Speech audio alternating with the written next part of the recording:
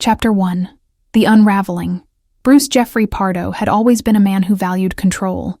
As a senior software engineer at a prominent technology firm in Los Angeles, he built his career on precision, logic, and systematic problem-solving. His colleagues knew him as competent, if somewhat socially awkward, the type who excelled at debugging complex code but struggled with office small talk. He was 45 years old in 2008, balancing on that uncomfortable edge between middle age and the slow descent toward retirement, acutely aware that his best years might be behind him. Bruce's life, by most external measures, had looked successful until recently. He earned a solid six-figure salary, owned a comfortable home in the suburbs, and had remarried in 2006 after his first marriage had ended years earlier.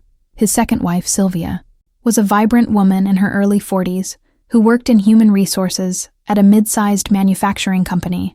They had met through mutual friends at a neighborhood barbecue, and Bruce had been immediately drawn to her warm personality and infectious laugh, qualities that his own reserved nature lacked. The wedding had been small but elegant, held at a hotel in Montebello, California, with about 75 guests. Bruce's family attended, his elderly mother, his brother James, and a handful of cousins. Sylvia's side filled most of the seats, her parents Joseph and Alicia Ortega, her three brothers and their families, aunts, uncles, nieces, nephews. The Ortega family was large, loud, and deeply connected, the kind of tight-knit extended family that gathered for every holiday, birthday, and Sunday dinner. Bruce had initially found Sylvia's family overwhelming. The constant gatherings, the everyone in everyone's business dynamic, the expectation that he would attend every event and celebration. It was exhausting for someone who valued his privacy and solitude.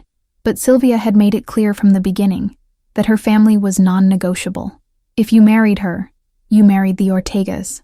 Bruce had accepted this, believing that the warmth of her family might fill the emotional void he'd carried most of his life. For the first year, the marriage was reasonably happy. They settled into a routine, blending their lives and their finances. Bruce sold his bachelor condo and moved into Sylvia's larger house in Montebello.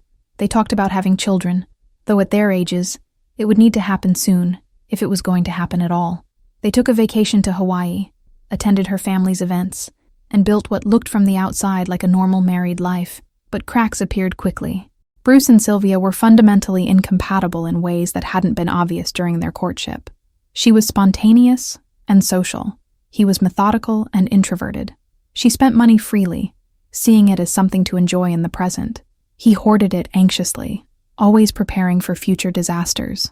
She wanted to go out with friends, attend parties, fill their home with guests.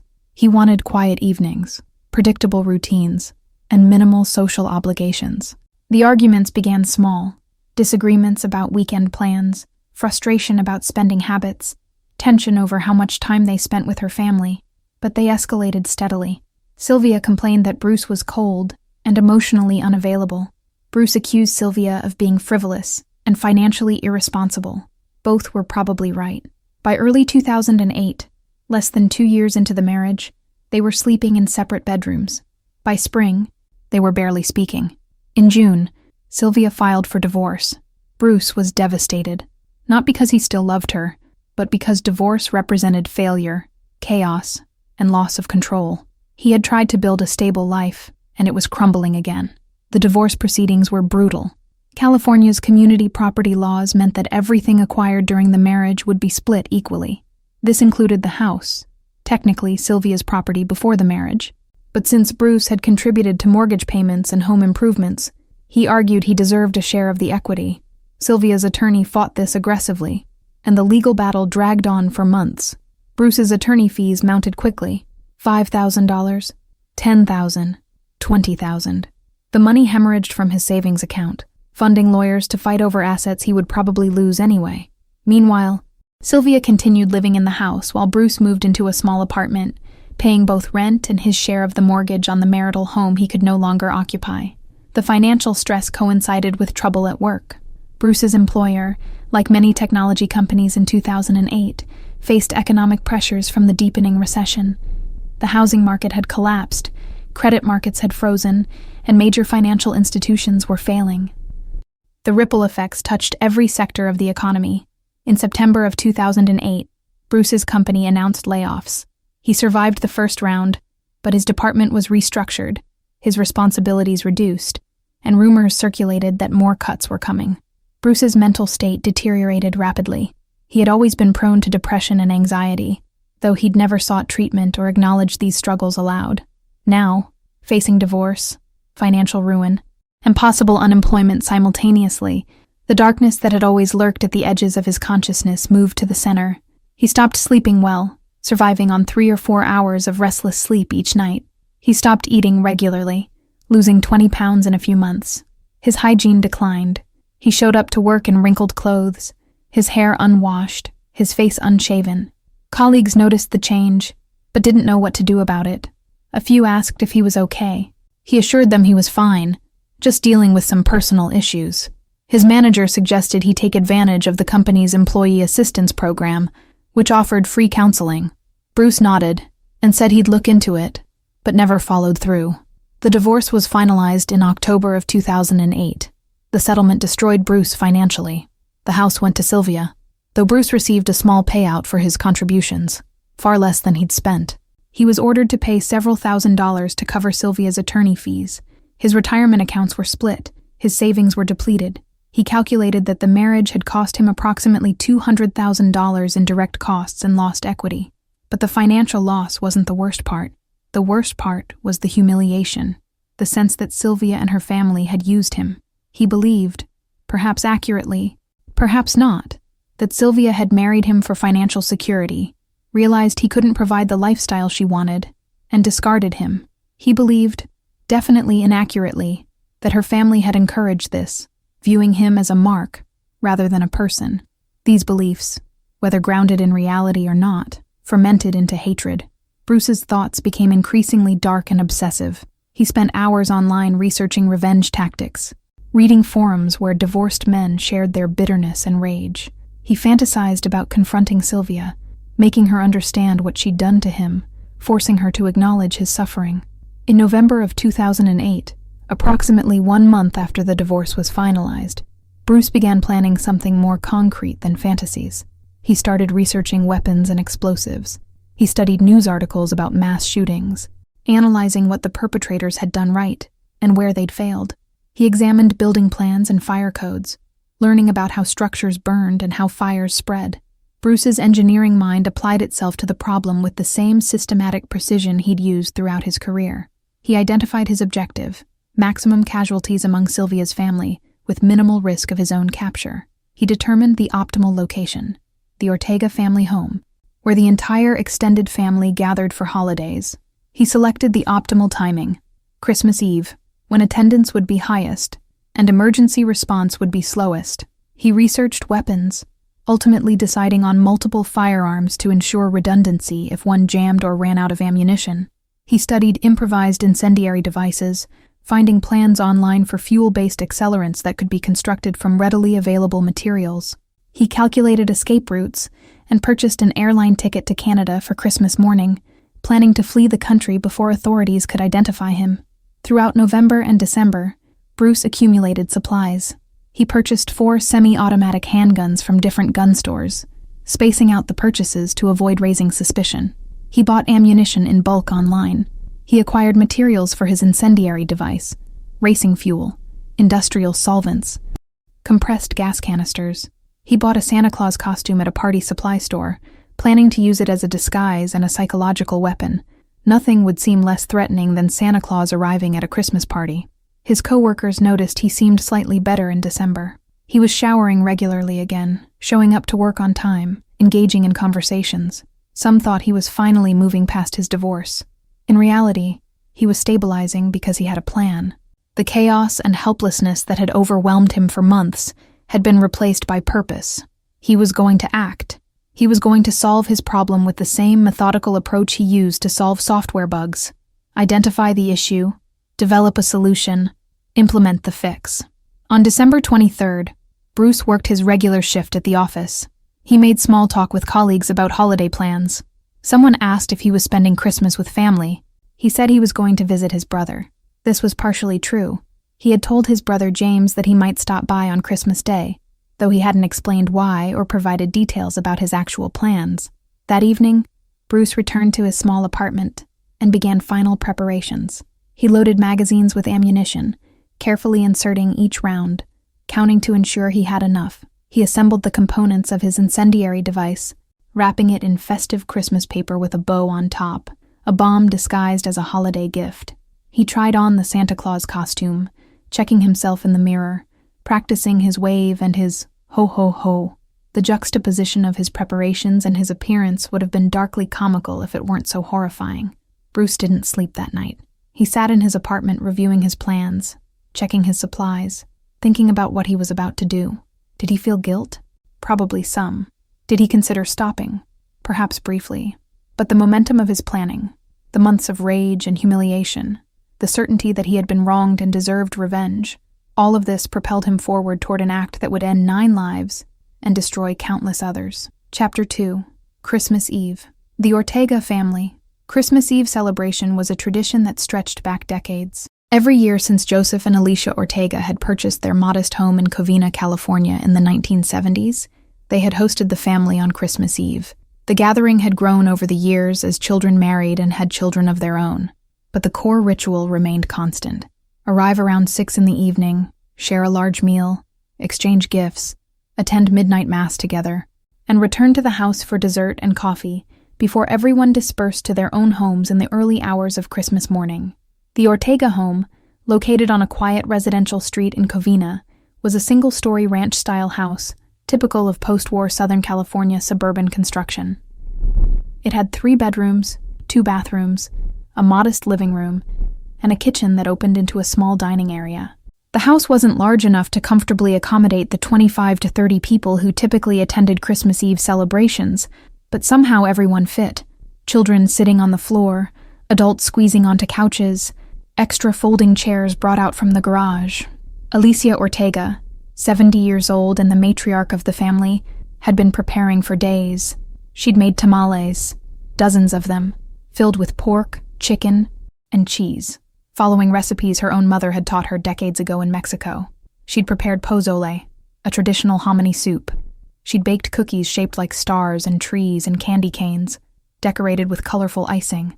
The preparation was exhausting, but Alicia insisted on doing it herself. This was how she showed love to her family. Joseph Ortega, 73, helped where he could, though he mostly stayed out of the way in the kitchen.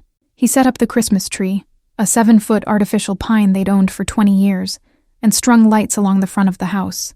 He tested the outdoor lights multiple times, replacing bulbs that had burned out, ensuring everything was perfect. Christmas was important to Joseph. He had immigrated to the United States from Mexico in his 20s, with almost nothing, worked construction jobs and factory shifts, saved obsessively, and eventually built a good life for his family. This annual gathering represented everything he'd worked for: family, stability, tradition, love. By 6 o'clock on December 24th, 2008, guests began arriving. Charles Ortega, the oldest son, arrived first with his wife Sherry and their 3 teenage children. Teresa Ortega Cruz came next with her husband and their 2 young daughters. Michael Ortega, another son, arrived with his wife and their elementary-age son. James Ortega, the youngest, came with his girlfriend, and dozens more, cousins, aunts, uncles, friends who'd become honorary family members over the years. Sylvia arrived around 6:30. She'd been dreading this Christmas, the first since her divorce from Bruce. The divorce had been finalized in October, and while she was relieved to be free of a marriage that had made her miserable, she also felt embarrassed and defeated. This was her second divorce. Her first marriage had also ended badly, and she couldn't help feeling like a failure. Her family had been supportive, but she knew they worried about her judgment and her future. Sylvia brought a bottle of wine and a pan of brownies to contribute to the meal. She hugged her mother, kissed her father, and greeted her brothers and their families. The children swarmed her, nieces and nephews who adored their Aunt Sylvia, and showered her with hugs and stories about school and friends and what they hoped Santa would bring that night. Their enthusiasm lifted her spirits. Whatever mistakes she'd made in her romantic life, at least she had this: a family that loved her, children who brought joy, traditions that provided stability. The house filled with noise and warmth. Children played in the backyard. Men gathered in the living room, watching basketball on television and arguing good-naturedly about the Lakers' prospects for the season. Women clustered in the kitchen, helping Alicia with final meal preparations while gossiping and laughing. The smell of tamales and pozole filled the house. Christmas music played from a radio in the corner. For everyone present, this was exactly what Christmas Eve should be: family, food, love, and tradition. No one noticed the plain sedan that parked on the street outside at approximately 11:15. No one saw the figure in the Santa Claus costume emerge from the car, carrying what appeared to be a wrapped gift and a large bag. No one observed him approaching the house, climbing the 3 steps to the front porch, preparing to ring the doorbell. Inside, 8-year-old Katrina Polski, granddaughter of Joseph and Alicia, was playing near the front door with her cousin. The adults were in the kitchen and living room, absorbed in conversation. When the doorbell rang, Katrina ran to answer it, excited by the prospect of a late-arriving guest, or maybe even a surprise visitor. She opened the door and saw Santa Claus standing on the porch. Her face lit up with delight. Actual Santa Claus at their house on Christmas Eve. She turned to call for her parents, to tell everyone that Santa was here. Jeffrey Pardo raised a 9mm semi-automatic handgun and shot her in the face. The sound of the gunshot momentarily froze everyone in the house. For a split second, no one moved, their minds unable to process what they'd just heard. Then screaming began. Katrina's mother, seeing her daughter collapse in the doorway with blood pouring from her face, ran toward her, screaming her name. Bruce stepped fully into the house and shot her as well, the bullet striking her in the chest and dropping her immediately. Chaos erupted. People ran in every direction, toward bedrooms, toward the back door, dropping to the floor, grabbing children. Bruce moved through the house systematically, firing at anyone he saw. He shot Charles Ortega as Charles tried to shield his wife. He shot James Ortega as James attempted to tackle him. He shot Teresa Cruz as she tried to flee with her daughters. He shot Alicia Ortega in the kitchen as she stood frozen in shock and horror. The shooting lasted approximately 3 minutes, though for those experiencing it, time became meaningless. Bruce fired dozens of rounds, methodically working through the house, hunting people who'd hidden or fled. He didn't speak. He didn't explain himself. He simply executed everyone he encountered with mechanical efficiency. Some people escaped. Sylvia, recognizing the gunshots immediately and understanding what was happening, ran out the back door and into the neighbor's yard. She pounded on the neighbor's door screaming for help, for someone to call police. Several younger family members also escaped through the back, running through yards, jumping fences, fleeing into the night. But most weren't fast enough or lucky enough. They were trapped in a small house with a methodical killer who'd spent months planning this attack. They died in hallways, in bedrooms, in the kitchen where they'd been preparing dessert. They died next to the Christmas tree with its twinkling lights and carefully wrapped presents. They died on Christmas Eve, the holiest night of the year for this deeply Catholic family. After approximately 3 minutes of shooting, Bruce stopped. He'd expended most of his ammunition, and the people who remained in the house were either dead, dying, or hiding. He pulled out the wrapped package he'd brought, his improvised incendiary device. He placed it in the middle of the living room, activated the ignition mechanism, and stepped back. The device worked exactly as Bruce had designed it. Pressurized fuel sprayed throughout the room, coating furniture, walls, and bodies. A spark ignited the fuel, and flames exploded through the house with terrifying speed. Within seconds, the entire living room was engulfed. The fire spread to the dining room, the kitchen, the bedrooms, Christmas decorations, the tree, the garlands, the paper decorations that Alicia had hung so carefully became additional fuel, accelerating the fire's spread. Bruce turned to leave, planning to walk back to his car and drive away before police arrived. But as he stepped toward the door, his costume ignited. The polyester Santa suit caught fire instantly, melting onto his skin. He stumbled out of the house, frantically trying to remove the burning costume, screaming in pain as synthetic fibers fused with his flesh. He managed to get to his car and drive away, leaving behind a house that was now completely engulfed in flames. Inside, people who'd survived the shooting were now trapped by fire. The smoke was thick and black, making it impossible to see or breathe. The heat was intense enough to melt metal and shatter glass. Those who'd hidden in bedrooms found themselves cut off from exits as flames blocked doorways and hallways. Some died from gunshot wounds. Some died from smoke inhalation. Some burned to death, unable to escape the inferno that the house had become. Neighbors called 911. Multiple calls came in simultaneously. Reports of gunshots, reports of people running and screaming, reports of a house on fire. The Covina Police Department and Los Angeles County Fire Department responded immediately, but they faced a chaotic scene. The house was fully involved. Flames shooting through the roof, windows exploding from heat, black smoke billowing into the night sky. Police couldn't determine if the shooter was still inside or had fled. Firefighters couldn't safely enter the structure while it was burning so intensely. Sylvia and the others who'd escaped gathered on the street, crying and screaming, trying to tell police who was still inside, begging firefighters to save their family members. But there was nothing anyone could do except watch the house burn and hope that somehow, impossibly, people inside had survived. Chapter 3. The Aftermath. The fire at the Ortega home burned for over 3 hours before firefighters finally extinguished it. The structure, which had stood for over 50 years and housed so many family memories, was completely destroyed. The roof had collapsed, walls had crumbled, and everything inside had been reduced to ash and twisted metal. When firefighters finally deemed it safe to enter the ruins, they began the grim task of searching for bodies. The first body was found near what had been the front door, 8-year-old Katrina Polski, who had opened the door expecting Santa Claus, and instead met a monster. The medical examiner would later determine she'd died from the gunshot wound to her face, likely dying instantly, spared at least from experiencing the fire that came after. More bodies were discovered as search teams carefully moved through the debris. Charles Ortega, 45 years old, found in the hallway where he'd tried to protect his family. His wife Cherie, 42, found nearby. James Ortega, 38, discovered in the living room where the fire had started. Alicia Ortega, 70, found in the kitchen, the matriarch who'd spent days preparing for a celebration that became a massacre. By dawn on Christmas morning, 8 bodies had been recovered from the ruins. A 9th body was discovered later that afternoon, when investigators were able to dig deeper into the collapsed structure. Joseph Ortega, 73, the patriarch who'd built this life for his family, found in what remained of the master bedroom, where he'd apparently been trapped by flames. 9 people dead. 9 lives ended on Christmas Eve. The victims ranged in age from 8 years old to 73.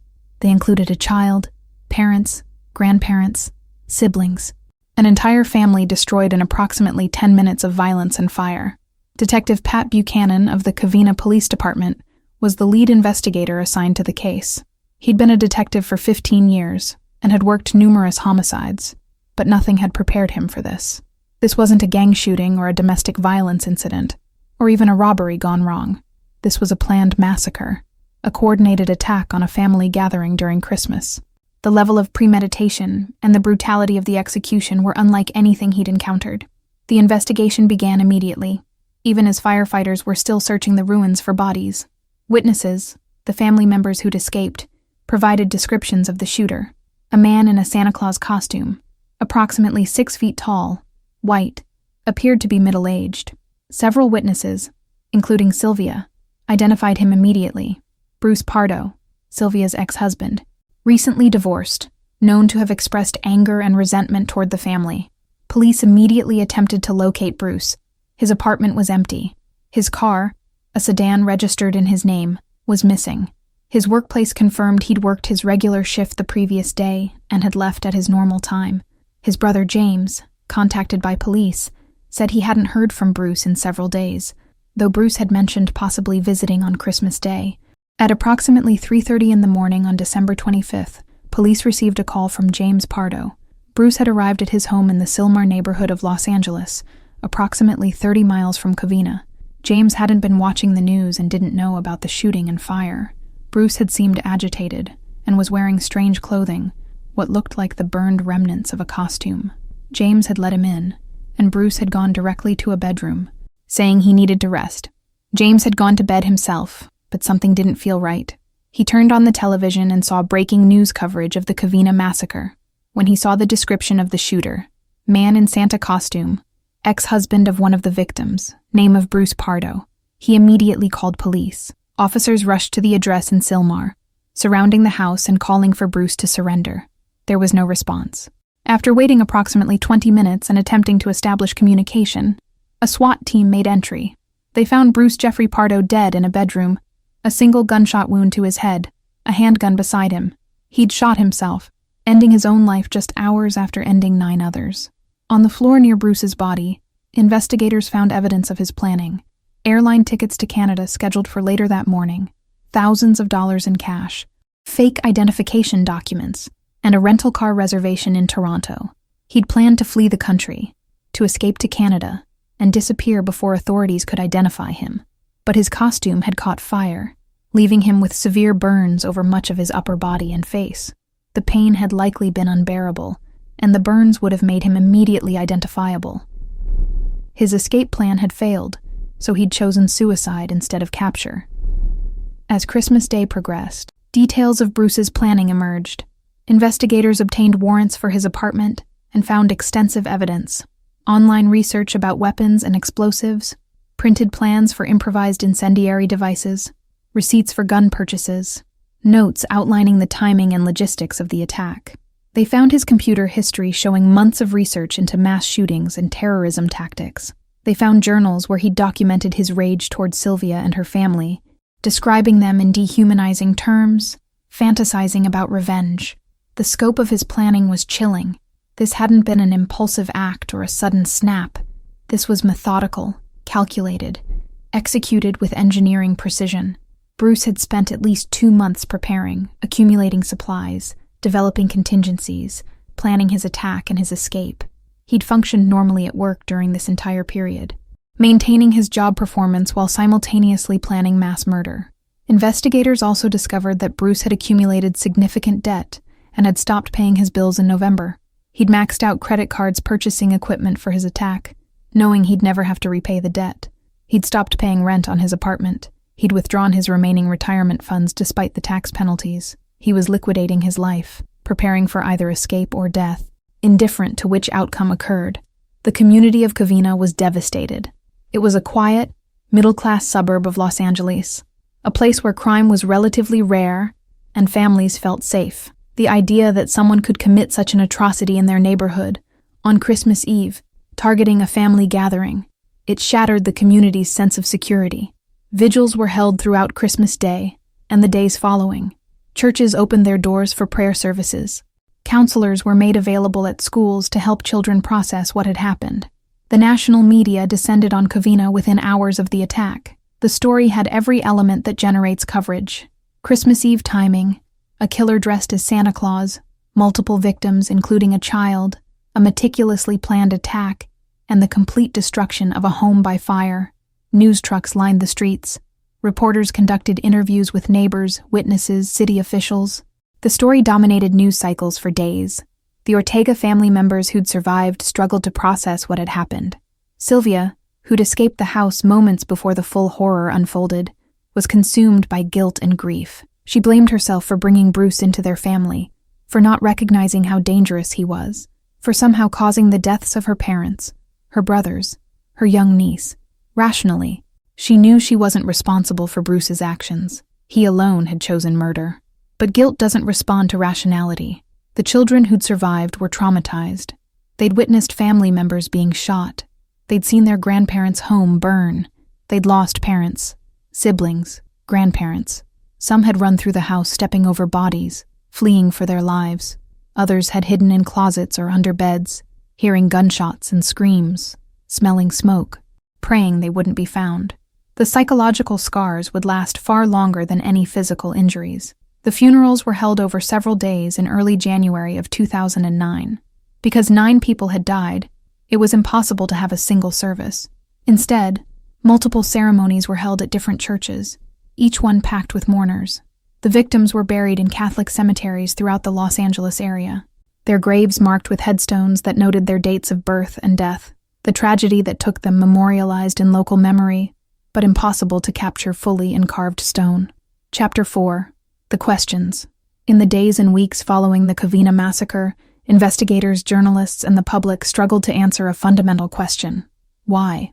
Why had Bruce Pardo done this? What transforms a seemingly normal software engineer into a mass murderer who kills 9 people, including a child, on Christmas Eve? The simplest answer, the one that appeared in most news coverage, was divorce.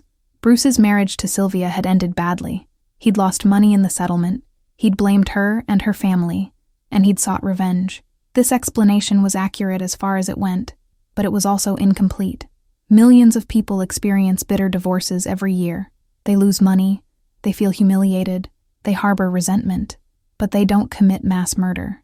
There had to be more to the story. Psychologists and criminologists who examined the case identified several risk factors that, in combination, created a perfect storm for violence. Bruce had a history of depression and social isolation, though he'd never sought treatment. He had an engineering background that gave him the technical skills to build weapons and plan attacks. He had access to firearms in a state with relatively permissive gun laws.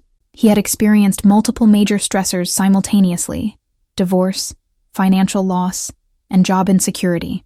And perhaps most critically, he had a cognitive framework that allowed him to dehumanize his victims, viewing them not as people, but as obstacles to be eliminated. Dr. Michael Stone, a forensic psychiatrist who studied the case, noted that Bruce exhibited characteristics common to many mass murderers: social isolation, perceived victimization, meticulous planning, and a desire to punish those he blamed for his problems. These individuals often see themselves as the victims, Dr. Stone explained in an interview with CNN. In their distorted thinking, they're not committing murder. They're achieving justice. They believe they've been wronged, and this violence is a justified response. Bruce's employment history provided some insights. Colleagues at his technology firm described him as competent, but difficult. He rarely socialized with coworkers, declined invitations to after-work gatherings, and kept to himself. When he did interact, he could be abrasive, dismissive of others' ideas, convinced of his own superiority. Several coworkers mentioned that he seemed to view most people as intellectually inferior, which created tension in team environments. He was smart, no question about that, one colleague told investigators, but he had no emotional intelligence. He couldn't read a room, didn't pick up on social cues, didn't seem to understand that working with others requires compromise and flexibility. He wanted things done his way, and if you disagreed, he'd write you off as incompetent. This personality pattern, high intelligence combined with poor social skills and an inflated sense of his own importance, is common among individuals who commit planned, methodical violence. They believe they're smarter than others, which justifies, in their minds, taking matters into their own hands when the world doesn't conform to their expectations. Bruce's relationship with his first wife, from whom he'd divorced in the 1990s, also revealed patterns. She described him in court documents from that divorce as controlling, emotionally cold, and prone to intense anger when things didn't go his way. She mentioned incidents where he'd punched walls, thrown objects, and made vague threats, though she clarified that he'd never physically assaulted her. The divorce had been contentious, but Bruce had seemed to move on eventually, which was why the violence of his second divorce surprised even those who knew about his first marriage's difficulties. The financial pressures Bruce experienced were real and significant. The divorce settlement had depleted his savings and retirement accounts. Legal fees had cost him tens of thousands of dollars. He faced the prospect of starting over financially in his mid-40s, at an age when most people are focused on building retirement security, rather than recovering from catastrophic losses. In the context of the 2008 financial crisis, with unemployment rising and the economy contracting, his financial anxieties would have been amplified. But again, many people face these exact circumstances and don't commit murder. Financial stress is a contributing factor, not a complete explanation. Scott Nord, Bruce's divorce attorney, spoke to media after the massacre, expressing shock and horror at what his former client had done. "I've handled hundreds of divorces," Nord said. "Many of them are contentious. People get angry. They feel cheated. They want revenge. But they channel that anger into legal proceedings, not violence." Bruce seemed upset, but not dangerous. "If I'd had any indication he was capable of this, I would have reported it to authorities immediately. This raises difficult questions about warning signs and prevention. Were there indicators that Bruce was planning violence?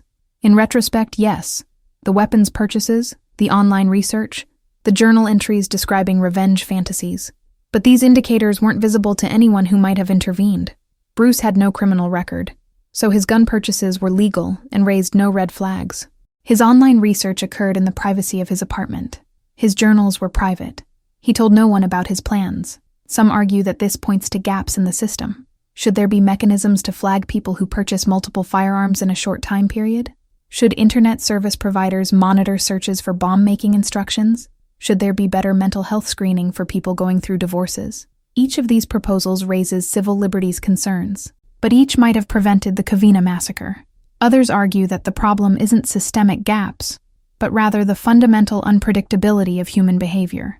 Bruce Pardo made choices that no policy or intervention could have anticipated or prevented.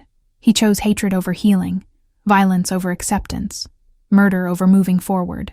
Those choices were his alone, and no amount of policy reform would have stopped someone so determined to kill. The use of the Santa Claus costume added a particularly disturbing element to the crime.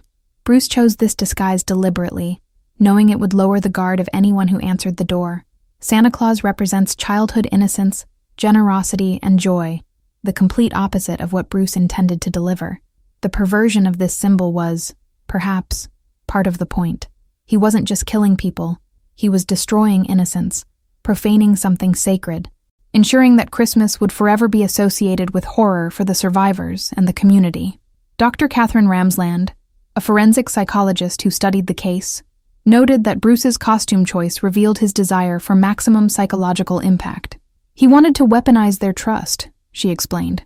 A child opening a door to Santa Claus would have no reason to be afraid. Neither would adults at a Christmas party. The costume was tactical, yes, but it was also symbolic. He was delivering death, disguised as joy. The timing, Christmas Eve, was equally deliberate. Bruce knew the entire extended family would be gathered, maximizing the number of potential victims. He also knew that emergency services response would be slower on Christmas Eve, with reduced staffing and higher call volumes. And he understood that committing his crime on one of the most sacred nights in the Christian calendar would amplify the horror and ensure maximum media attention. This level of strategic thinking distinguished Bruce's crime from crimes of passion or impulsive violence. This was terrorism in its truest sense, violence designed to inflict maximum horror, trauma, and fear. Bruce wasn't just targeting individuals, he was attacking the very concept of family, celebration, and safety. Chapter 5. The Legal Questions. Although Bruce Pardo died by suicide within hours of committing his crimes, his death didn't end the legal and ethical questions raised by the Covina massacre. Investigators, prosecutors, and legal scholars grappled with numerous issues in the weeks and months following the attack. One immediate question concerned potential accomplices. Had Bruce acted entirely alone, or had someone helped him plan or execute the attack? The FBI joined the investigation, bringing resources to analyze Bruce's communications, financial records, and movements in the months before the massacre. They examined his email accounts, phone records, and internet history, looking for evidence of co-conspirators. The investigation found no evidence that anyone else was involved. Bruce had planned and executed the attack entirely on his own, telling no one about his intentions. His isolation, which had contributed to his mental deterioration, had also ensured that no one could stop him or alert authorities to his plans. However, investigators did examine the gun purchases more closely. Bruce had bought 4 handguns from 3 different licensed dealers over a period of 6 weeks. Each purchase was legal. He had no criminal record, passed background checks, and complied with California's waiting period requirements. But the pattern of multiple firearm purchases in a short time frame could have indicated someone preparing for mass violence. Federal law requires licensed firearms dealers to report multiple handgun sales to the same person within 5 business days, but Bruce had spaced his purchases to avoid triggering this reporting requirement. His 3 purchases occurred more than 5 business days apart, so no reports were filed with the Bureau of Alcohol, Tobacco, Firearms, and Explosives. This legal loophole allowed him to accumulate an arsenal without attracting attention. Gun control advocates pointed to this case as evidence that stronger restrictions were needed. They argued for policies that would flag anyone purchasing more than a certain number of firearms within a longer time frame, perhaps 30 or 60 days instead of 5 days. They suggested that California's gun laws, while stricter than most states, still contained gaps that allowed dangerous individuals to arm themselves. Gun rights advocates countered that Bruce would have found ways to obtain weapons regardless of laws, and that restricting law-abiding citizens' access to firearms wouldn't prevent determined criminals from committing violence. They noted that Bruce had passed every background check, had no indicators that would have justified denying his purchases, and would have been able to acquire firearms illegally if legal purchases had been blocked. This debate continued for months without resolution, reflecting the broader national divide over gun policy. Another legal question concerned civil liability.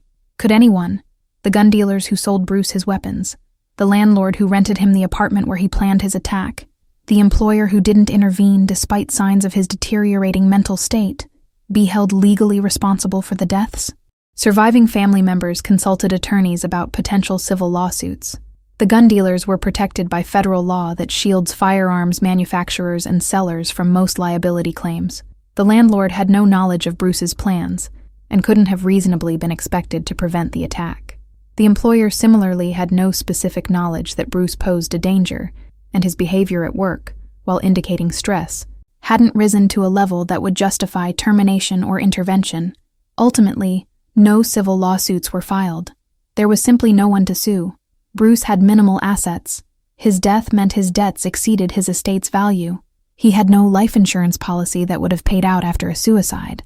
The surviving family members received some compensation from California's Victim Compensation Board, which provides limited financial assistance to crime victims. But these payments covered only a fraction of their losses. The question of Bruce's estate became complicated. Under California law, a person who kills someone cannot inherit from that victim or profit from the crime in any way. This principle, known as the Slayer Rule, ensures that murderers don't benefit financially from their crimes. But in this case, Bruce had killed multiple people and then killed himself, leaving no clear heir except his mother and brother, who obviously bore no responsibility for his actions. After extensive legal proceedings, Bruce's small remaining estate, approximately $30,000 in a bank account, was divided among the victims' families. It was a pittance compared to their losses, but it represented at least some acknowledgement of the harm he'd caused. The question of the airline ticket Bruce had purchased also raised interesting legal questions.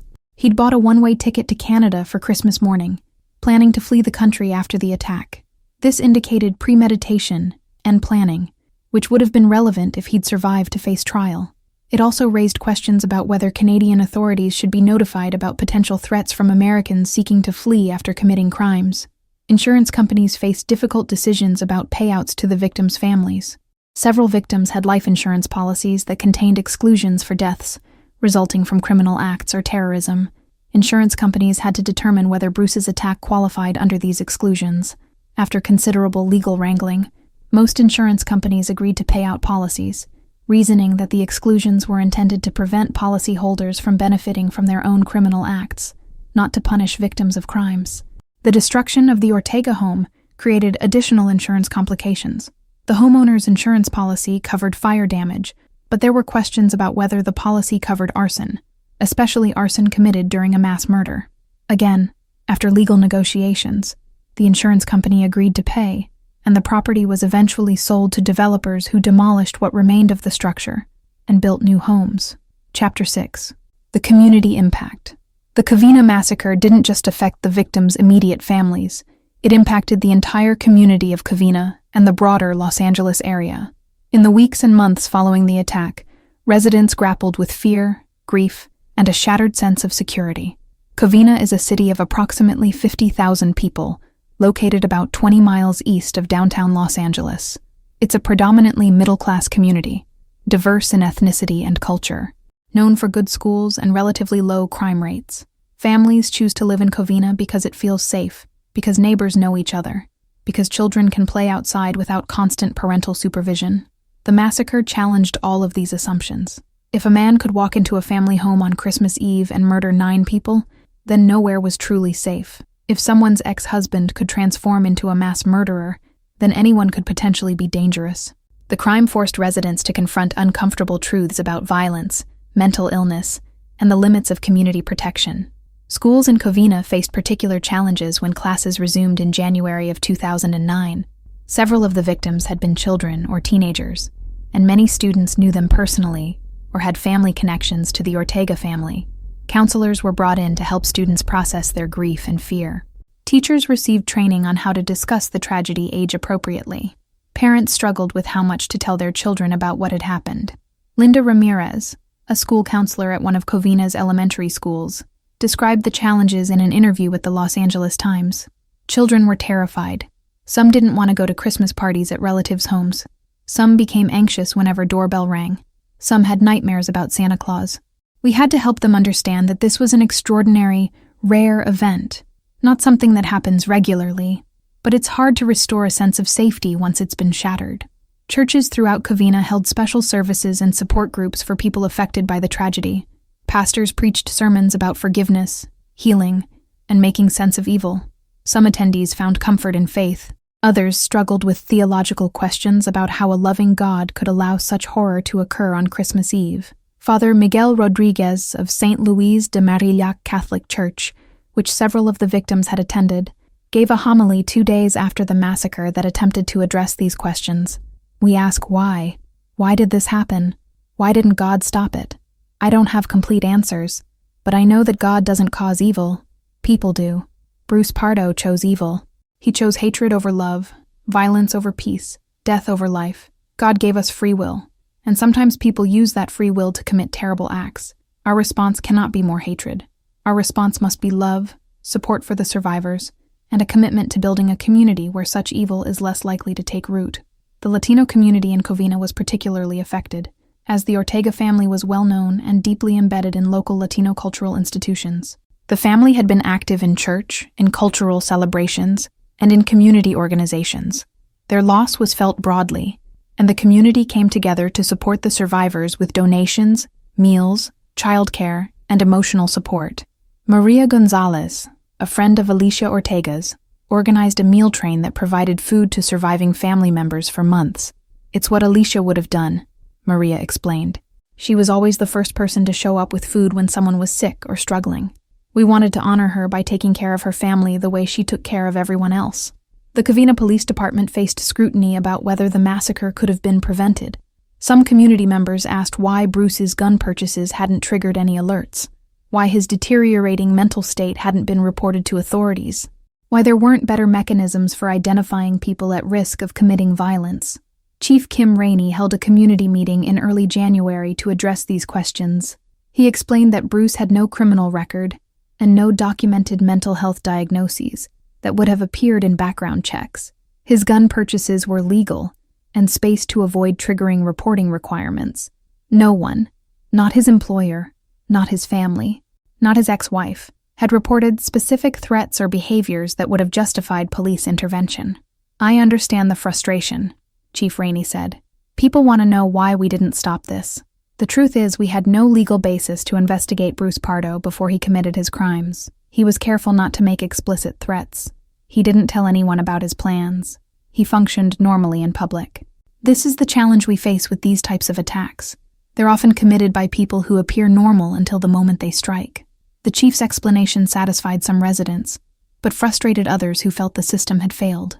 This tension reflected a broader national debate about balancing civil liberties with public safety, about how much surveillance and intervention is acceptable in a free society, and about where to draw lines between protecting privacy and preventing violence. Local businesses struggled in the months following the massacre. The neighborhood where the attack occurred saw property values decline as people became reluctant to live near the site of such violence. Some residents moved away, unable to feel safe in a community where this had happened. Real estate agents reported difficulty selling homes in the area, as buyers expressed concerns about living near a location associated with mass murder. Christmas of 2009 was particularly difficult for Covina. Many families scaled back their celebrations or altered their traditions, unable to fully embrace the holiday that had been so violently disrupted the previous year. Some avoided Christmas parties altogether, others changed venues, no longer comfortable gathering in private homes. The trauma had fundamentally altered how an entire community experienced what should have been a joyful season. The city of Covina erected a memorial for the victims in a local park. 9 trees were planted in a circle, each with a plaque bearing the name of one of the victims. A central stone monument listed all 9 names with the inscription, "In memory of the Ortega family and friends, taken from us December 24, 2008. Forever in our hearts." The memorial provided a place for people to gather, grieve, and remember those who'd been lost. On the first anniversary of the massacre, December 24, 2009, hundreds of people gathered at the memorial for a candlelight vigil. Family members spoke about their lost loved ones. community leaders spoke about healing and resilience. And as midnight approached, marking the transition from Christmas Eve to Christmas Day, participants sang Silent Night, the traditional carol taking on new meaning for people who knew that night had been anything but silent for the Ortega family 1 year earlier. Chapter 7. The Media Spectacle.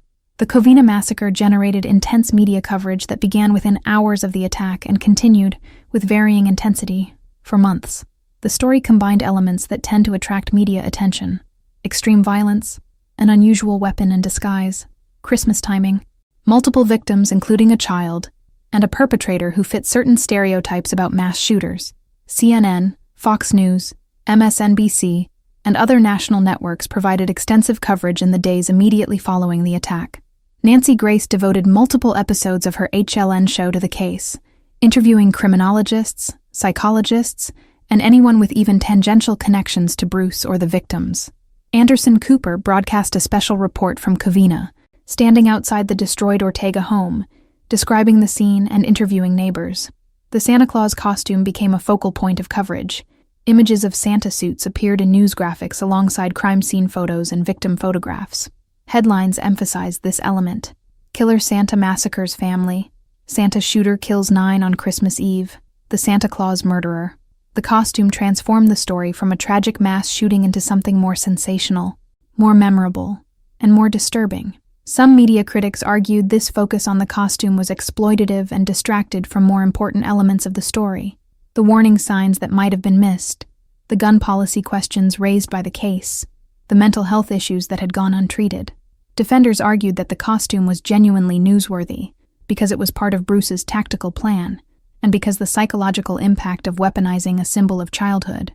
Innocence was significant. Local media in Los Angeles provided more restrained and detailed coverage. The Los Angeles Times assigned multiple reporters to the story, producing in-depth articles about Bruce's background, the victims' lives, the investigation's findings, and the community's response. These articles provided context and nuance that national coverage often lacked, but even local coverage faced ethical dilemmas. How much detail should be published about Bruce's planning and methodology? Too much information might inspire copycat attacks. How much should the media intrude on grieving families? Too much access might re-traumatize victims, while too little might leave important questions unanswered. How should the media balance the public's right to information with victims' rights to privacy? Different media outlets made different choices. Some published graphic details about the crime scene and Bruce's preparation. Others took a more restrained approach. Some aggressively pursued interviews with family members. Others gave the family space to grieve privately. These editorial decisions reflected both journalistic ethics and commercial calculations about what would attract audiences. The internet and social media, still in relatively early stages of their development in 2008, played a growing role in how people consumed and discussed the story. Facebook and Twitter users shared news articles, expressed outrage, and debated gun policy and mental health issues. Some created memorial pages for victims. Others engaged in ghoulish speculation about details of the crime. True crime forums dissected every aspect of the case, analyzing Bruce's planning, critiquing police response, and theorizing about his motives. Some of this discussion was thoughtful and informed. Much of it was speculation and rumor. The victims' families found themselves unable to escape online discussions about their tragedy, discovering that strangers across the country were debating intimate details of their loved ones' deaths. YouTube featured numerous videos about the case, ranging from news clips to conspiracy theories to tribute videos for victims. Some creators monetized their content, generating ad revenue from videos discussing the massacre. This commercialization of tragedy troubled many people, but it reflected broader trends in how media and entertainment were converging in the digital age. Documentary producers and true crime authors began working on longer-form treatments of the story almost immediately. Investigation Discovery aired a 1-hour special about the case in February of 2009. The episode, titled Christmas Eve Massacre, featured interviews with investigators, neighbors, and crime experts. It was one of the network's most watched programs that year, demonstrating the public's appetite for true crime content. Several books about the case were published in the years following the massacre. Some focused primarily on the crime itself, the planning, execution, and investigation. Others examined broader themes of divorce, mental health, and gun violence using the Covina case as a focal point. The quality of these books varied widely, from serious journalistic efforts to sensationalized quick cash-in paperbacks. The media attention had mixed effects on the surviving victims. Some family members appreciated coverage that honored their loved ones and raised awareness about issues like domestic violence and mental health. Others felt exploited, reduced to characters in a sensational story, their grief commodified for entertainment and profit. Sylvia Pardo struggled particularly with media attention. As Bruce's ex-wife, she was a central figure in the story, and reporters aggressively pursued interviews with her. She initially declined all media requests, but eventually agreed to a single interview with a Los Angeles Times reporter, hoping to set the record straight and then be left alone. In that interview, published in February of 2009, Sylvia described her marriage to Bruce, the divorce, and her complete shock that he'd committed such violence. "I knew he was angry about the divorce," she said. "He thought the settlement was unfair, but I never imagined he would hurt anyone. If I'd had any indication he was capable of this, I would have warned people. I would have gone to police. This will haunt me for the rest of my life." The interview generated significant attention and spawned more media requests, which Sylvia continued to decline. She eventually moved out of California entirely, seeking to escape the constant reminders of the tragedy and start a new life somewhere her name wasn't recognized and her story wasn't known. As time passed, media coverage of the Covina massacre declined. By 2010, it was mentioned primarily in anniversary stories or in broader articles about mass shootings and holiday violence. By 2015, it had largely faded from public consciousness, remembered primarily by those directly affected and by true crime enthusiasts who studied such cases. But for the families of the victims, the media attention never truly ended. Every few years, a new documentary or podcast or YouTube video would revive interest in the case.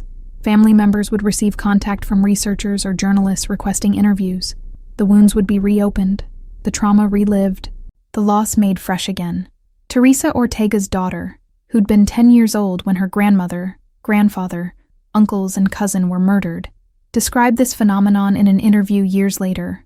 "You think you're healing, you think you're moving forward, and then you see a thumbnail on YouTube or a post on Facebook about the case, and suddenly you're back there. You're back in that house, hearing the gunshots, seeing the fire." The media coverage ensures we can never fully leave it behind. Chapter 8. The Policy Debates. The Covina massacre reignited debates about gun control, mental health policy, and domestic violence prevention that had been ongoing for decades and would continue long after the tragedy faded from headlines. Advocates on various sides of these issues used the case to support their positions, though they often drew dramatically different conclusions from the same facts. Gun control advocates pointed to several elements of the case as evidence for stronger regulations. Bruce had purchased 4 handguns in a relatively short period without triggering any red flags. He'd passed background checks despite having characteristics that, in retrospect, indicated risk for violence. Recent divorce, financial distress, social isolation, employment problems. The current system, they argued, was inadequate to prevent firearms from reaching dangerous individuals. Senator Dianne Feinstein of California, a longtime advocate for gun control legislation, cited the Covina case in a Senate floor speech in January of 2009. Bruce Pardo legally purchased the weapons he used to murder 9 people on Christmas Eve. He passed every background check. He complied with every waiting period. The law did nothing to stop him because our laws are insufficient.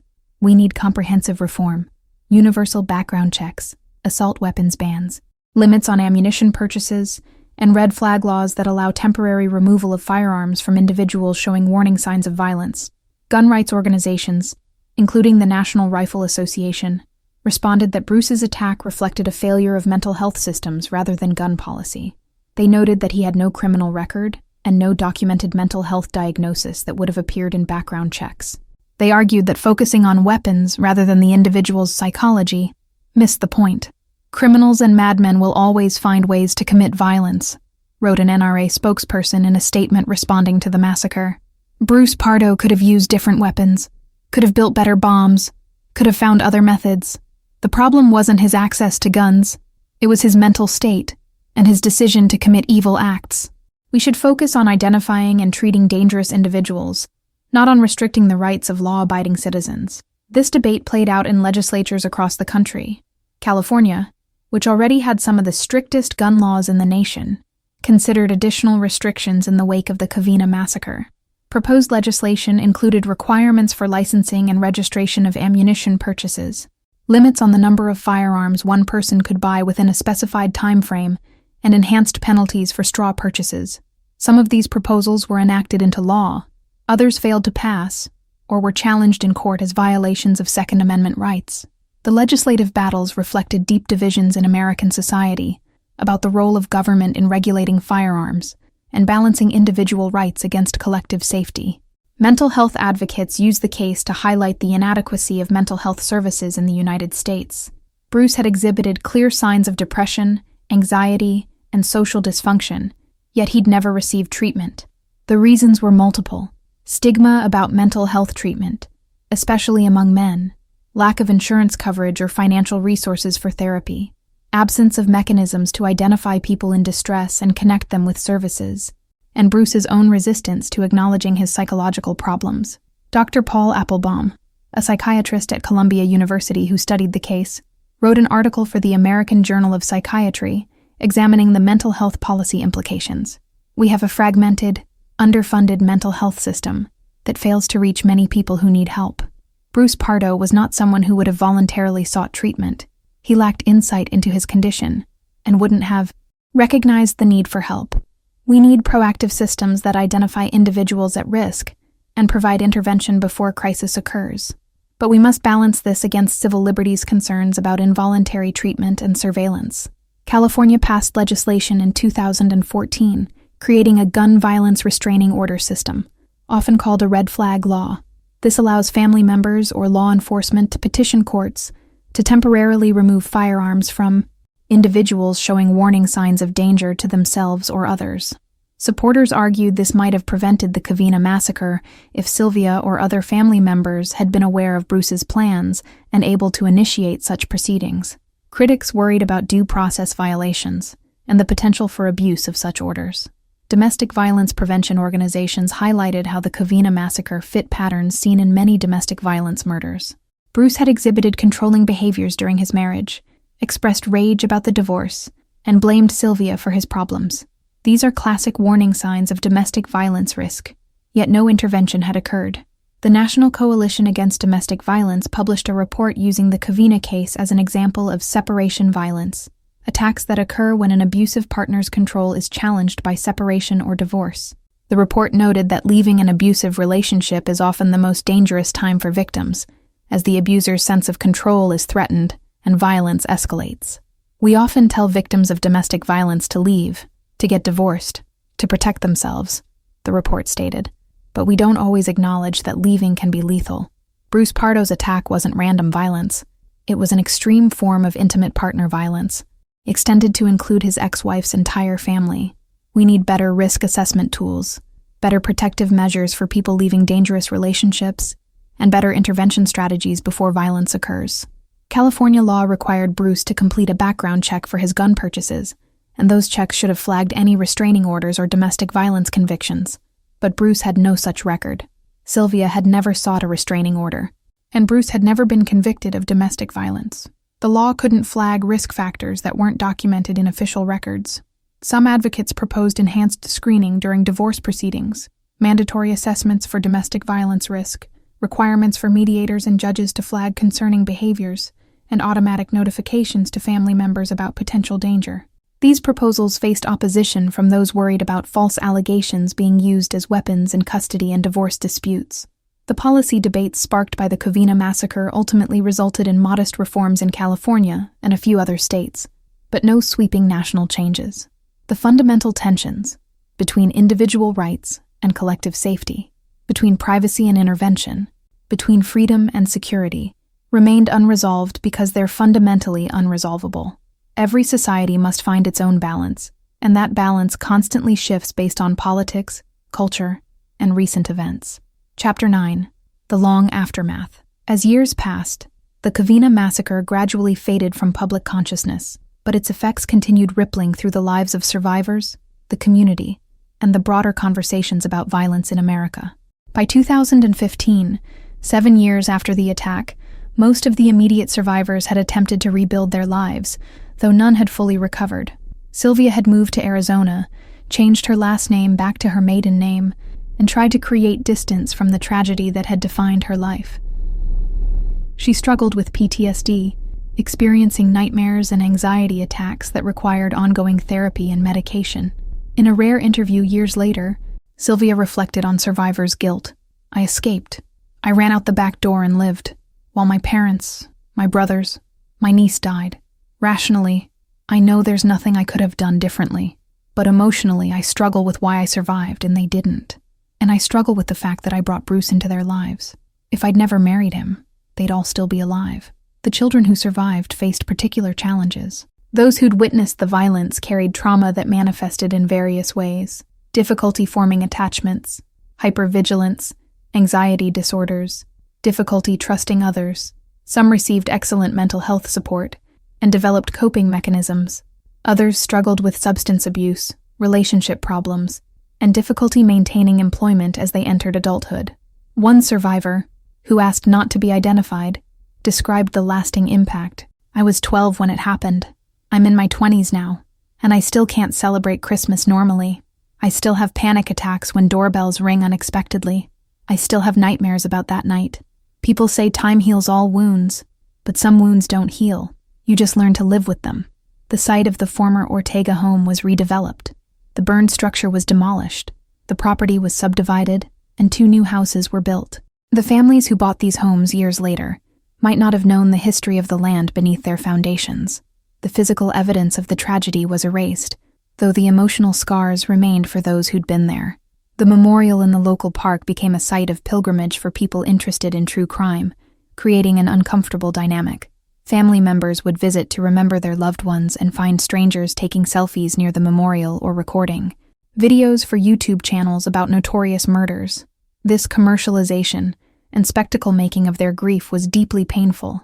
Research institutions studied the Covina massacre as a case example of various phenomena. Criminologists examined Bruce's planning and methodology. Psychologists analyzed his mental state and motivations. Sociologists studied the community's response and recovery. The FBI's Behavioral Analysis Unit included the case in training materials for profilers, learning to assess threats and analyze mass casualty events. These academic and professional uses of the case contributed to knowledge that might prevent future violence, but they also meant that the Ortega family's tragedy was continually dissected, analyzed, and discussed by people who'd never known the victims as living, breathing people. In 2018, 10 years after the massacre, the Covina community held a memorial service marking the anniversary. Survivors and community members gathered at the memorial site. A local priest led prayers. A children's choir sang Christmas carols, reclaiming these songs from association with violence. Speakers discussed healing, resilience, and the importance of community bonds in overcoming tragedy. The service reflected how the community had processed the trauma over a decade. Covina had experienced other crimes and tragedies in the intervening years. As all communities do, life had continued. New families had moved in, children had been born, the city had evolved. The massacre, while still a defining event in Covina's history, no longer dominated the community's identity. But for those directly affected, time provided distance, but not healing. The 9th anniversary, the 10th, the 15th, each one brought back memories, triggered grief, and forced survivors to confront losses that time couldn't diminish. Teresa Ortega Cruz lost her mother, father, and 2 brothers in the massacre. In an interview on the 10th anniversary, she spoke about living with this kind of loss. "People expect you to get over it or move on, but you don't get over watching your family murdered. You don't move on from losing almost everyone you love in one night. You learn to carry it. You learn to function. But the grief is always there, just beneath whatever normal facade you present to the world." The broader cultural impact of the Covina massacre was harder to quantify, but nonetheless real. The case entered the lexicon of American mass violence, mentioned alongside other notorious attacks when people discussed holiday violence, workplace shootings, or divorce-related murders. It became a reference point, a cautionary tale, a reminder that violence can erupt anywhere, anytime, shattering the illusion of safety that people need to function in daily life. Security practices changed in subtle ways. Some families became more cautious about who they invited to holiday gatherings. Some people installed security cameras and alarm systems. Some divorced individuals sought restraining orders more readily when they perceived threats from ex-partners. Whether these changes actually prevented violence or simply provided an illusion of control was debatable, but they reflected how the massacre had altered people's sense of vulnerability. The mental health community incorporated lessons from the case into training and practice. Therapists working with divorcing clients became more attuned to warning signs of potential violence. Court mediators received enhanced training in risk assessment. Employee assistance programs at companies developed better protocols for identifying and helping workers experiencing severe stress or showing signs of mental health crises. These systemic improvements were modest, and it's impossible to know how many potential tragedies they prevented. Violence that doesn't happen leaves no evidence of its non-occurrence. But professionals involved in these fields believed the changes had value, that learning from past horrors might prevent future ones. The case also influenced popular culture in subtle ways. Television crime dramas referenced it in episodes about holiday violence or revenge killings. Books about true crime included chapters about the massacre. Podcasts dedicated episodes to analyzing Bruce's motives and the investigation. Each retelling reached new audiences, ensuring that the Ortega family's tragedy remained in public consciousness, even as other, more recent atrocities competed for attention. For true crime enthusiasts, the Covina massacre held particular fascination because of its combination of meticulous planning, symbolic elements, the Santa costume, Christmas Eve timing, and complete devastation.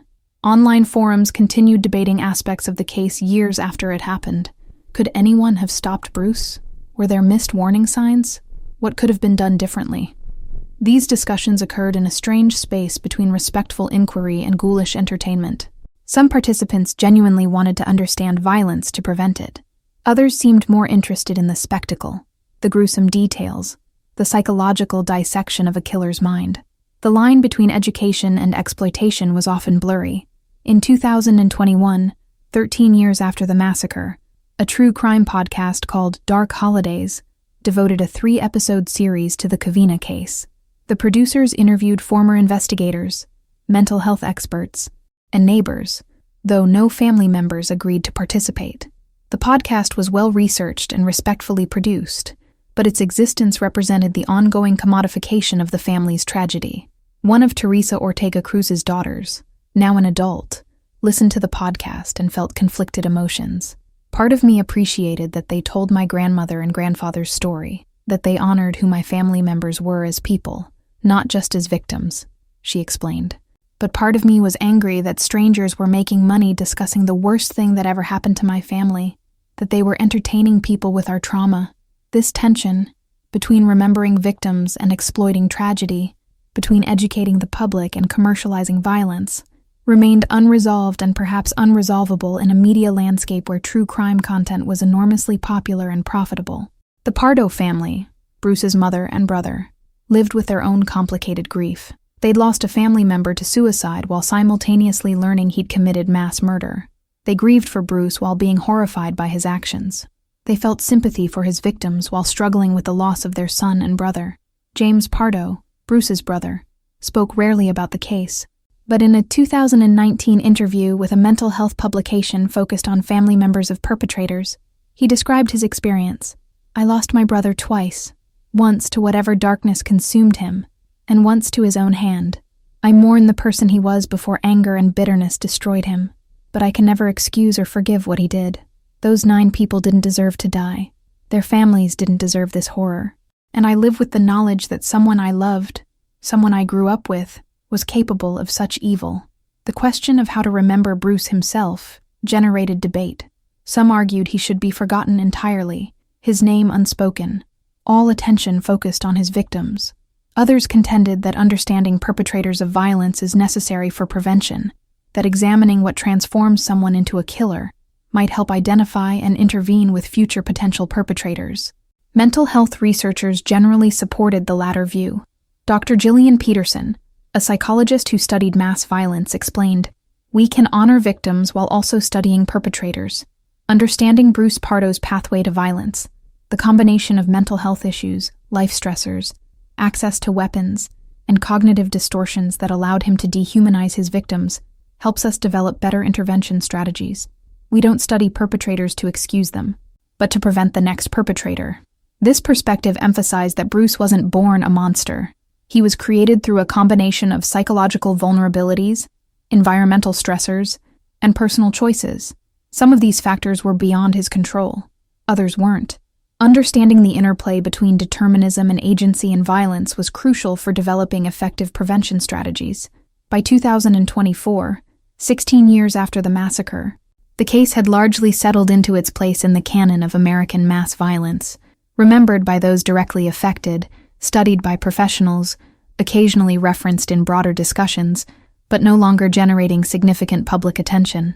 The intense media scrutiny had faded.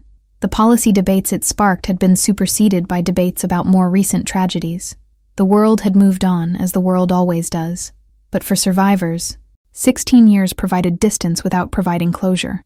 Their loved ones remained dead. Their trauma remained real. Their lives remained fundamentally altered by those few minutes of violence on Christmas Eve, 2008. Epilogue: 9 lives. In the end, the Covina massacre was about 9 people whose lives were stolen on Christmas Eve.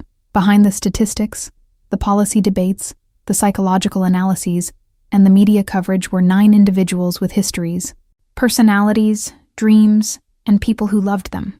Joseph Ortega, 73, was a Mexican immigrant who'd worked construction for decades, building a life for his family through determination and sacrifice. He loved soccer, played guitar, and told stories about his childhood in Jalisco. He was proud of his children and adored his grandchildren. He died trying to reach the bedroom where some of his family had hidden, attempting to protect them, even as flames consumed the house. Alicia Ortega, 70, was the heart of her family. She cooked elaborate meals, organized gatherings, remembered every birthday and anniversary. She taught her grandchildren Spanish, took them to church, instilled in them the values she'd learned from her own parents. She died in the kitchen, where she'd spent days preparing for a celebration that became a massacre. Charles Ortega, 45, was a mechanic who ran his own small shop. He was known for treating customers honestly, charging fair prices, and doing quality work. He coached his children's soccer teams and volunteered at his church. He died attempting to shield his wife from gunfire, his last act one of love and protection. Cherie Ortega, 42, was a nurse who worked in the pediatric ward of a local hospital. She brought comfort to sick children and supported frightened parents. She was studying to become a nurse practitioner, pursuing advancement while raising 3 teenagers. She died beside her husband, their hands clasped together in their final moments. James Ortega, 38, was a teacher at a middle school in East Los Angeles. He taught history and coached basketball. His students loved him for making lessons engaging and for believing in them when others didn't. He died trying to tackle Bruce, attempting to stop the attack even though he was unarmed and outmatched. Michael Ortega, 39, worked in construction management. He was quiet and thoughtful, the brother who listened more than he spoke. He loved camping and took his family on trips to national parks throughout California and beyond. He died in the hallway, shot multiple times while trying to reach his son and get him to safety. Teresa Ortega Cruz, 43, worked in human resources for a technology company. She was organized and efficient, the person family members called when they needed advice about practical matters. She played piano and sang in her church choir. She died attempting to flee with her young daughters, falling near the back door, her body shielding her children who managed to escape. Sylvia Ortega, 45, was a sister and friend to the family. Though not a blood relative, she'd been embraced by the Ortegas as one of their own. She worked as an administrative assistant and volunteered at an animal shelter. She loved dogs, mysteries novels, and her nieces and nephews. She died in the living room, shot while trying to call for help on her cell phone. Katrina Yusufpolsky, 8, was in 3rd grade.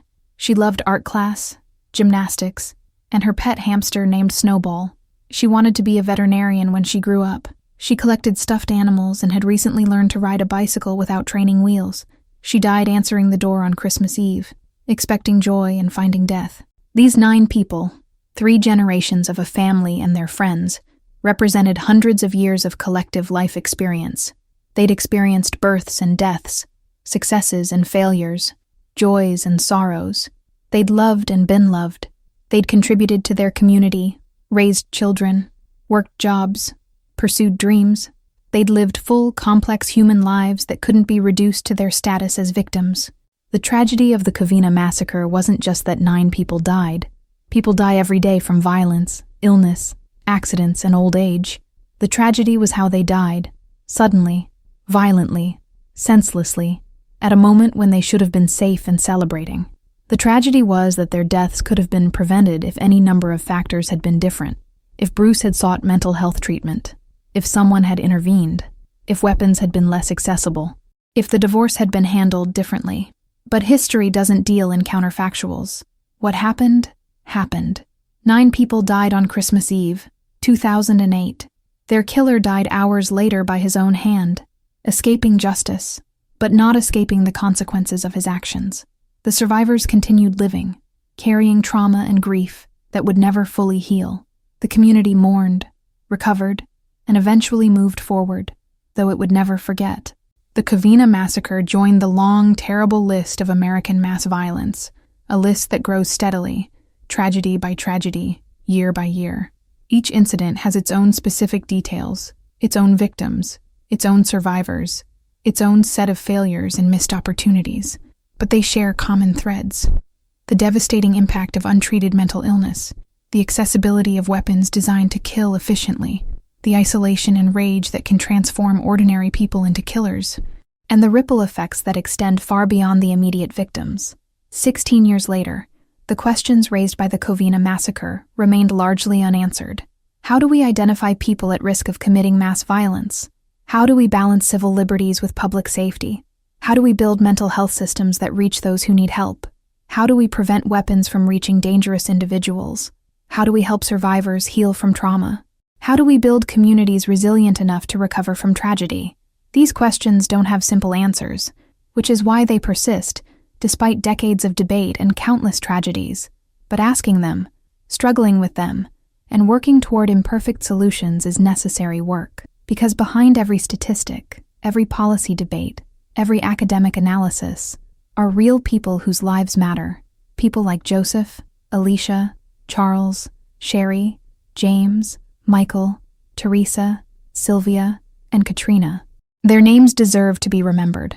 Their lives deserve to be honored. And their deaths demand that we continue working, however imperfectly, to build a society where such violence becomes increasingly rare, where people in crisis receive help before tragedy strikes, and where families can gather for Christmas without fear that celebration will become catastrophe. On Christmas Eve, when families gather across America to celebrate, 9 chairs remain empty at Ortega family gatherings. 9 voices are silent. 9 lives are absent. The surviving family members carry on as best they can, honoring their lost loved ones through memory, through continuing to embrace the values those 9 people represented, and through the simple act of survival itself. The Covina massacre cannot be undone. The 9 victims cannot be brought back. The trauma cannot be erased, but their memory can be preserved.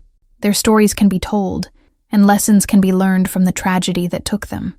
This is the only redemption available in the aftermath of irredeemable evil, to ensure that their deaths meant something, that they contributed somehow to preventing future violence, that they reminded us of the preciousness of life and the importance of protecting it. As Christmas approaches each year, the Ortega family gathers in smaller numbers than they once did. They light candles for those who are absent. They share memories and stories, keeping the dead alive in the only way possible. They hug each other tighter, aware that safety is an illusion and that everything can change in an instant. And they continue forward, carrying their grief, but refusing to let it completely define them, honoring their lost loved ones by living lives marked by love rather than hatred, by hope rather than despair, by connection rather than isolation. This is how we resist the darkness that claimed 9 lives on Christmas Eve, 2008, not by forgetting, but by remembering, not by giving in to fear, but by choosing courage, not by allowing violence to have the last word, but by insisting that love, community, and human dignity will ultimately prevail.